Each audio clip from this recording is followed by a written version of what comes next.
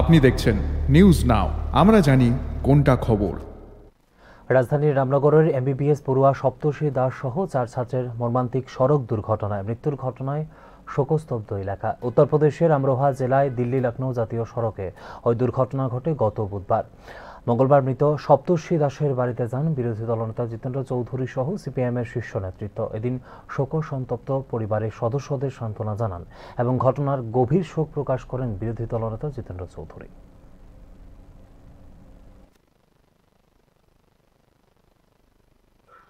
আমি সপ্তর্ষি বাড়িতে এসেছি, তার মা বাবাকে প্রবোধ দেওয়ার তো কোনো ভাষা নেই। এটা এত তরতাজা যুবক শুধু এই পরিবারের জন্য না, এটা গোটা সমাজের জন্য একটা বিরাট ক্ষতি। এই সময়তে আমরা সমাজের পক্ষ থেকে যা করতে পারি, তার পিতা মাতা আত্মীয় স্বজনের পাশে দাঁড়াতে পারি, তারা যাতে একটু শক্তি যোগাতে পারেন। কারণ এই শূন্যতা, এটা অপূরণীয় শূন্যতা, এটা পূরণ করা খুবই কঠিন। কিন্তু যেটা ঘটনা ঘটলো, একে তো অস্বীকার করা বা এড়ানোর তো কোনো সুযোগ নেই।